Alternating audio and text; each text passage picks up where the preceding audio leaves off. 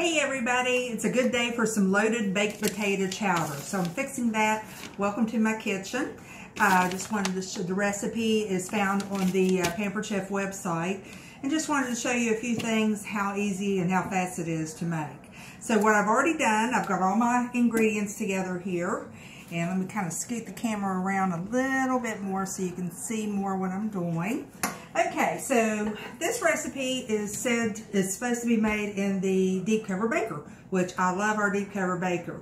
But I have become such a huge fan of the rock crock because it is so much more versatile. It does the quality that the deep cover, that the stoneware does, but you can use it on the stovetop, in the oven, under the broiler. We have a slow cooker base for it, in the microwave.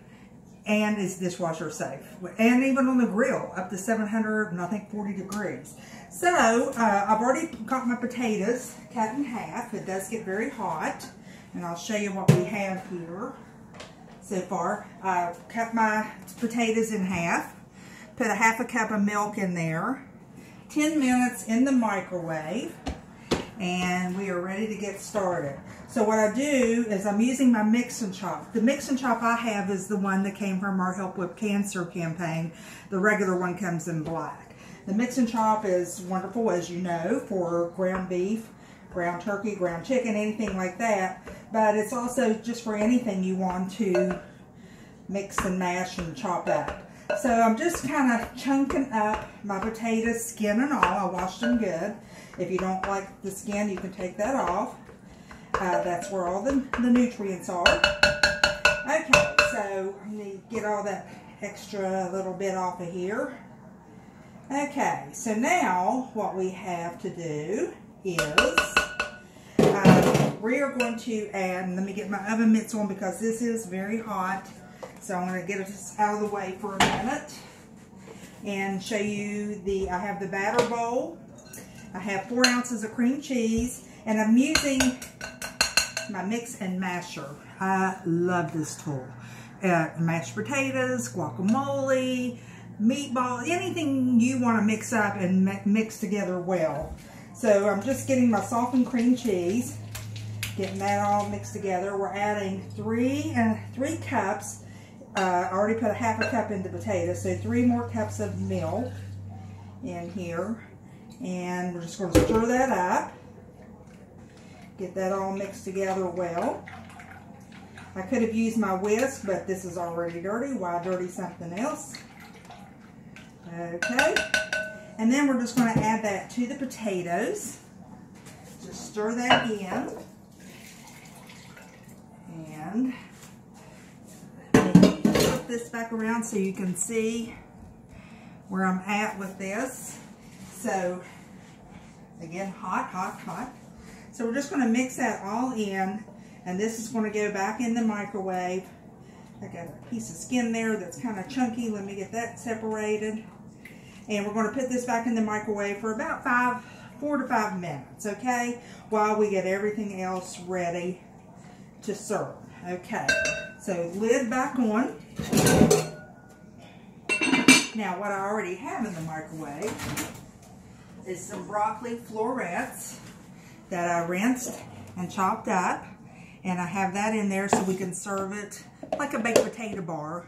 So we'll have that. We have some bacon that's in the oven. It's almost done. I'll be getting that out, and I'll be shredding up some cheese with our cheese grater. I already have the green onions chopped up and some sour cream. So let me grab my oven mitts back into the microwave for 5 minutes.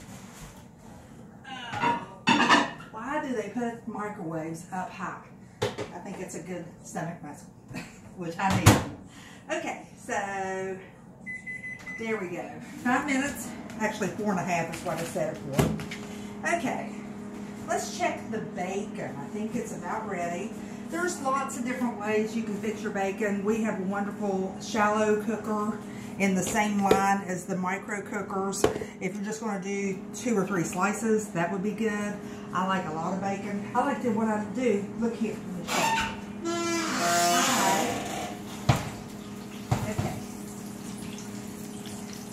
Can you smell that? Okay, so I just go ahead and cook up a whole bunch of bacon. And then I'll either eat it or I eat some of it. And then I just put the rest in the refrigerator and use it during the week whenever I need little bacon crumbles or a recipe that calls for bacon.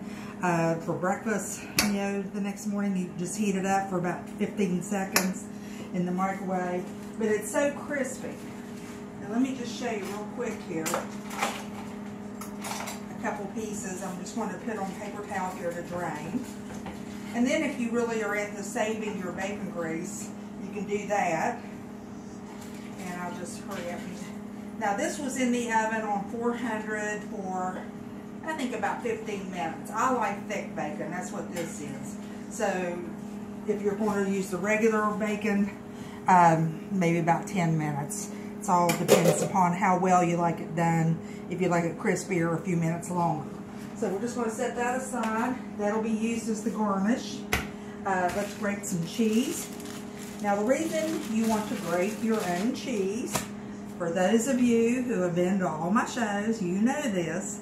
Say it along with me. You want to grate your own cheese because it's healthier. It saves you money.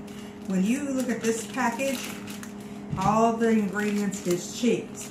If you get the cheese that's already pre-grated and you look at that package, it has cellulose in it.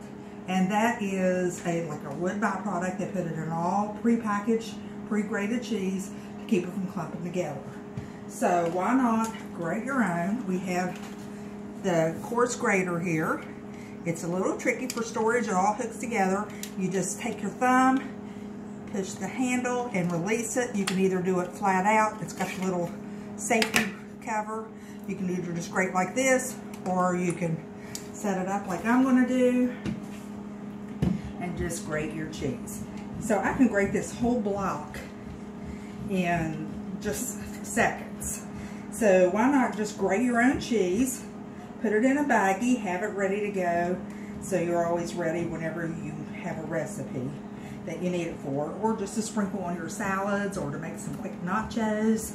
Just get some chips and sprinkle this on it, stick it in the microwave for about a minute, top it off with sour cream, salsa, whatever else you like. Okay, so look at all, I didn't even grate all of it. I grated, you can see how much I had. So we have that cheese. Again, I already have my green onions. What I do is I'll buy the whole package of green onions. I come home, I chop them all up, and then I put them in a little container so I can always have them ready whenever I need, for whatever I need. And then of course we have our sour cream, and we have our broccoli. So everything's good to go. This should be coming out of the oven. What's going to happen is when that comes out, I am going to stir that up good. We're going to put some more cheese on here, put the lid back on, and just kind of let it steam and melt, and it will be ready. So we are down to about 30 seconds. Let's see what that looks like, if there's anything else. So sit here. Let's get some bacon already to go. Chop that up. I'm just going to taste it. I love bacon. That's so good. Okay.